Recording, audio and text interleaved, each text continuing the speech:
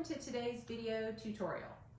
My name is Sonja Chandler, and I have a business here in Nashville, Tennessee called Socks on a Rooster, where I do furniture refinishing and decor refinishing.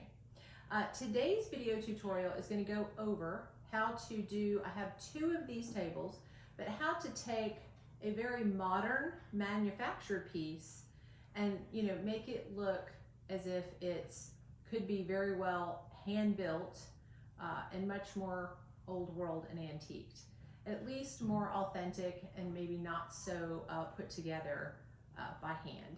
So I have two of these, and I'm going to use some one-step paint, some milk paint, maybe even some Venetian plaster, a little gold leaf, and I'm going to show you how you can transform these already great style. They have a great design to them, but they truly are a less expensive manufactured piece that I really want to transform and make look as if they're really a beloved item. So let me get started here and I'll show you how. Okay guys, as always, when I get started on a piece, I always clean it with clean slate first, especially dark pieces like this. There can be spills on there that you can't see, and I have missed using it before, and you start to paint and then you can see those spills bleed through. So clean it first, and then I'm going to mix up my milk paint right now because I'm going to be using it later. So I want it to sit so it will dissolve. And the way I mix my milk paints is just a little bit of water at a time, and I use a paintbrush, and I just slowly mix the powder into the water until it gets a somewhat thick consistency, and then I add more water to thin it out. Some people shake theirs and then strain it, and then other people just mix it full powder and water, but I just like to mix mine a little bit at a time here, and that helps me from not getting any bubbles. But once that is all mixed up, I usually just set it aside, and it continues to absorb all of the powder. The granules start to dissolve, and it'll be ready to go when I'm ready to use it, because I'm going to start out with my one step here in Cambridge Classic. So what I'm going to do here is just go ahead and put down my one-step paint. And my one-step paint color and my milk paint color are of the same tone. They are kind of a tone on tone, and I'm wanting to do that because I just want a little bit of dimension with my my piece here. So I'm just getting my one-step paint down because that will make a binder. It will provide a binder for my milk paint. Milk paint will not adhere to a piece of furniture on its own. So you need to have a milk paint binder, which you can purchase through Amy Howard, or you need to use one-step paint. So I'm just going to give these two plant stands, I'm going to give them 2 coats each of the one-step paint. One-step paint means it's just one step, not just one coat. So I'm going to do 2 coats of this Cambridge Classic and get it all on, get my pieces completely covered. It's a beautiful color, one of my favorites, and I could just go with this color and be happy as can be because it's such a pretty, kind of a greenish blue, but the tone is just beautiful.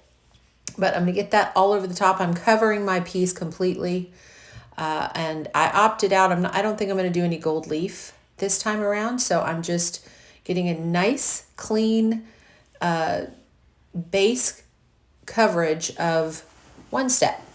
Now I'm moving on to my milk paint, and it has been dissolving and mixing up over there while I've been doing my base coat.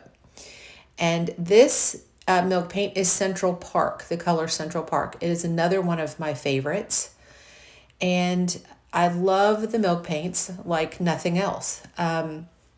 For me, they're, as I like to describe it, they're like watercolors for your furniture. They add such a beautiful sort of texture and kind of appearance to your pieces. And here I'm going to be pulling some of this color away once it's on, and you'll be able to see a little bit of that similar tone of the one step underneath, and it's going to kind of give it a bit of rustic dimension. But, you know, I just think that the milk paint is such a classic look, and I did 2 coats of the milk paint on top of my 2 coats of one step, and here I am shaking up my antique glaze. And I love to use the antique glaze with the milk paint because that milk paint will absorb that brown antiquing glaze into it, and it gives it an aged look that's just beautiful. It looks very old. It looks worn and weathered already. And the milk paint looks very elegant and classic. It can even look very provincial, but still very elegant. So I love that rustic, elegant look that it kind of provides. Now, your antiquing glaze seals your milk paint. It is a glaze, so it's going to seal it. But I like to add a little bit more wax. And I'm going to use light antiquing wax here in the puck. And I'm just going to load my brush here and then offload on some cardboard. And I'm just going to brush that on. And what that does is it kind of gives it another layer of sort of a rustic look. And I just use the brush strokes.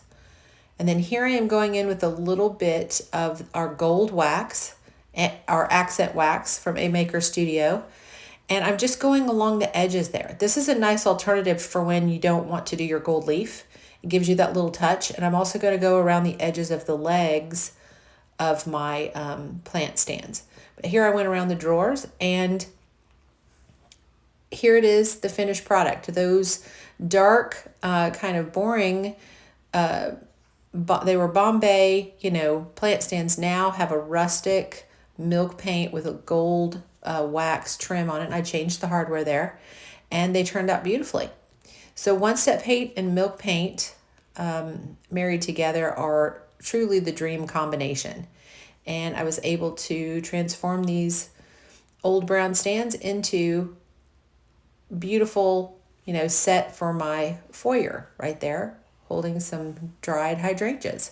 So I hope you guys enjoyed this video today. Thanks for watching.